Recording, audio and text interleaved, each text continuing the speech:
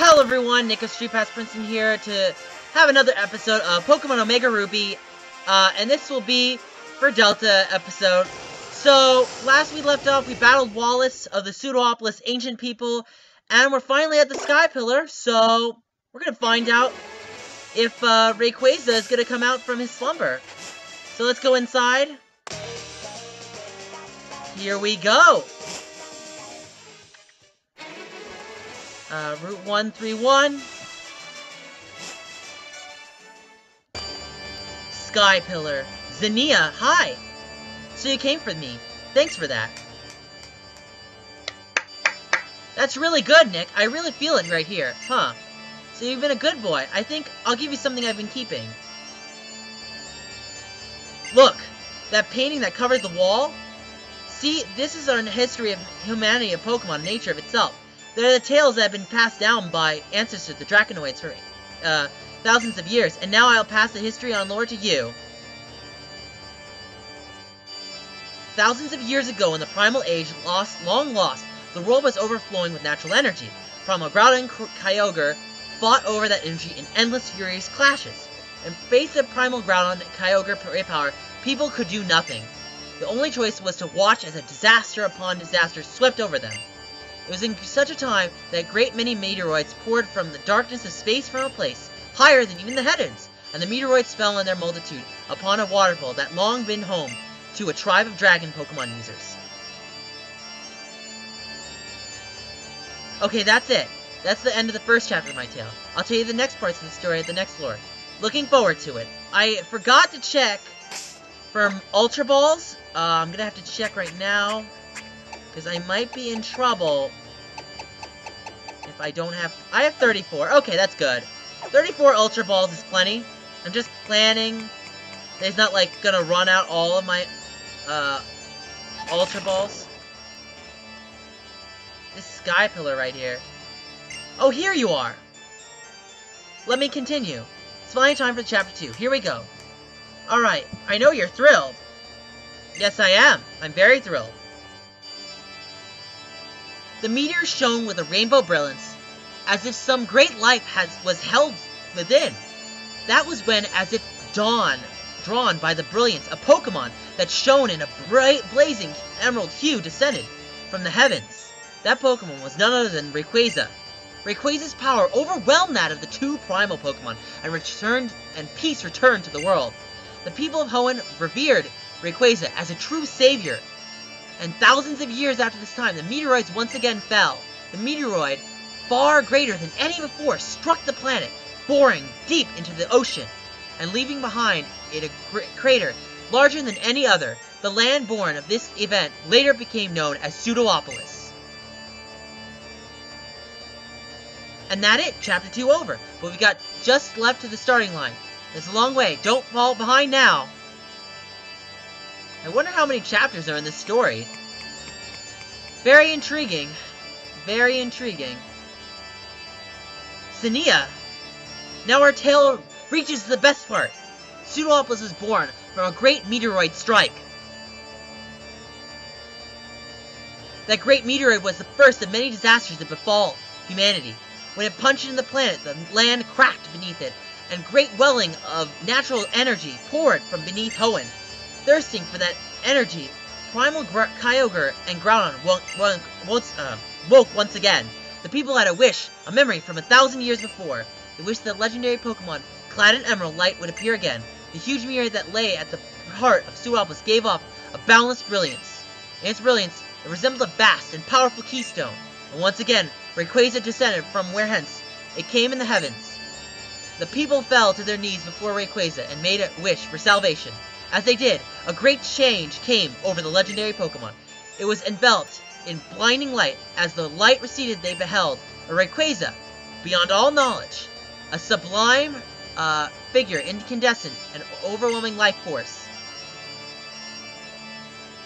It was humanity's wish that brought about Rayquaza's transformation in the face of the Rainbow Stone. A wish, an intangible thing, invisible to the eye. Yet this wish bound people and Pokemon together, enabling the legendary Pokemon to change its appearance. Doesn't it remind you of something? That's right. Sounds like Mega Evolution, doesn't it? Alright, Zinnia.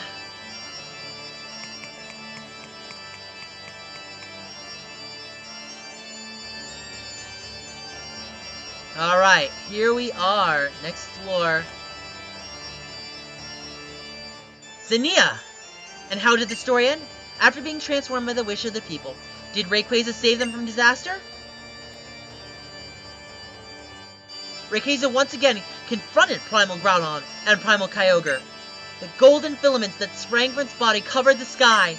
An emerald brilliance illuminated the area. A terrible wind rose. Wind and emerald light visibly sapped the power from Primal Groudon and Kyogre.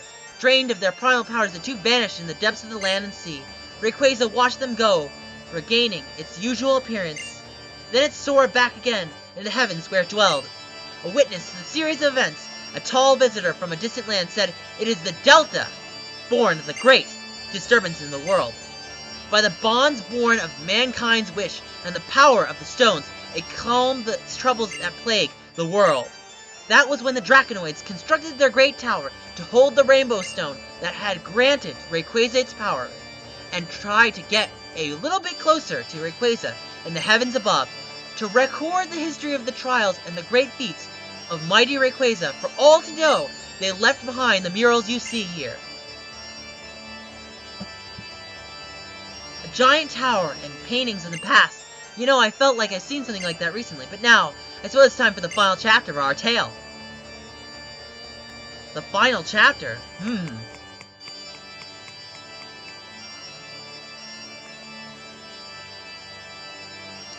Zinnia! At time we reach the final chapter. Alright. 1,000 years of peace followed after the disastrous time. But the Draconoid people, learning from their long history cycle, nature foretold that the meteoroids would fall on this planet again. The mirror to come, they prophesied, would be far greater than those that had come before it. The mirror would be great enough to break the world forever. And to prevent this great calamity, those who held the knowledge of the past arrived at a plan. Their plan was to invoke Rayquaza, the great savior, and summon it to this land before the meteoroid could strike. And that's it. That's the end of the Draconoid's tale. I spent a long time thinking about the happiness I could think of the possible people, what I must do as one who holds both the knowledge and the power, one who bears the heavy wishes of those who could not live up to the fate. Why, really creative, you know? Did she make up that story a bit? Really? I kind of feel slightly deceived now. Really? Okay. So here we are at the top of the pillar. Hey Zinnia, what's up?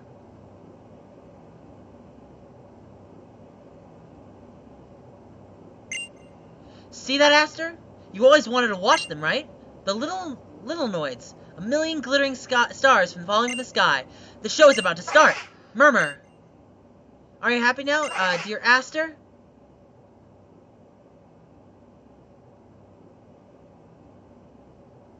Zinnia? Welcome to the Dragon Hark altar. Nick, you know what I'm trying to do here by now, don't you? That's right. I will summon Rayquaza to this world to destroy the meteoroid headed for Hoenn. It is our duty.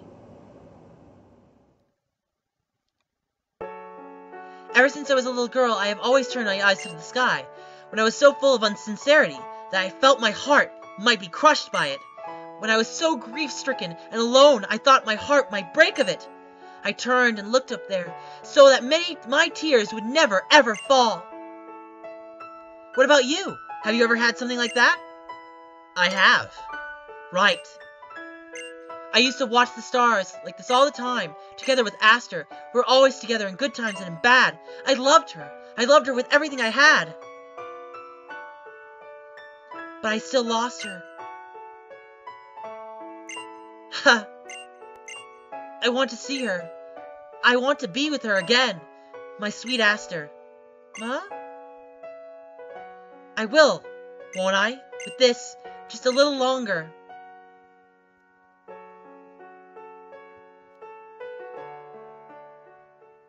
Wow.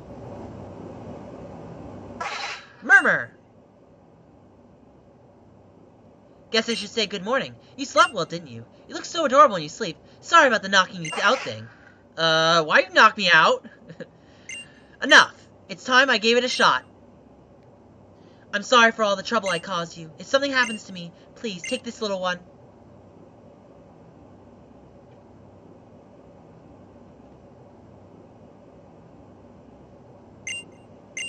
Okay, here I go, with jewel bright and borrowed might, from the spirits of the departed, through sacred right, in thy great sight, my life as well I offer. The keystones that Zinnia holds are giving off a blinding light. Wow. I summon thee to aid this fight and save us from disaster. Realize them upon this world, for this do I summon thee. Rayquaza!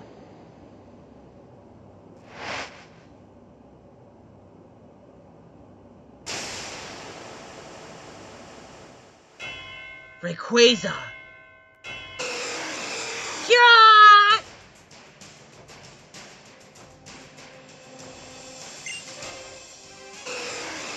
Kira! Rayquaza! I did it! I did it!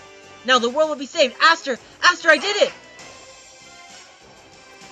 Great Rayquaza, hear my wish! Achieve your evolution! Take hold of your true power! Show me your true face! The Rayquaza that will save this planet! Zinnia's keystone does not react! Huh? How can this be? I gathered all the keystones that could stand your great power, and summoned you here. You came, yet why? Come on, do it! Mega Evolve! Why won't you?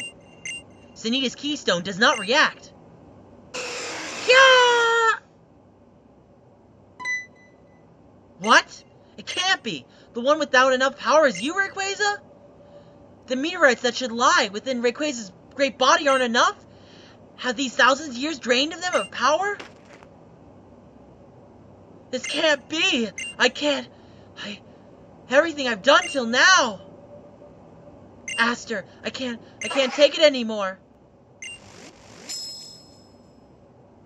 Nick's meteorites suddenly start to glow.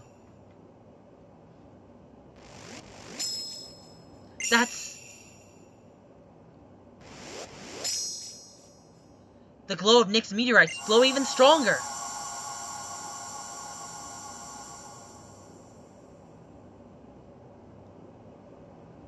That meteorite, it looks like a megastone.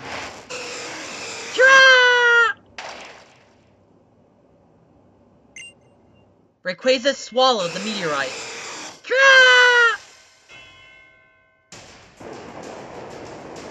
Light is splitting forth from within Rayquaza's body.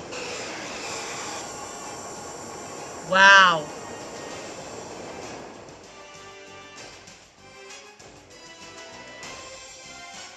Whoa! Swallowing meteorites allows it to store as much power as a megastone.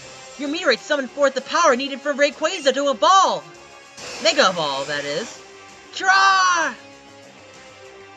It's amazing! Nick! Rayquaza is trying to build a power. It wants power for itself to take you on. Use everything you got and win over Rayquaza. You have to master it. This is the legendary Pokemon that all Hoenn views as our great protector, and the only one who can direct it now. It's you! You have to do this! Okay. Alright, we're gonna save it here. And we're gonna end the episode here, just in case anything goes wrong. So I hope you guys will check us out on the next episode, when we take on Mega Rayquaza, that is. So you know the drill. Like this video, leave a comment below. Don't forget to subscribe. Check us out on Facebook, Google+, and Twitter. Next event will be Pokemon Omega Ruby Alpha Sapphire, Sunday, December 14th, 12 to 6, at Pizza Star. Anyway, guys, I want to thank you all so much for watching, and this is Nick of StreetPass Princeton, signing out. See you guys later. Bye!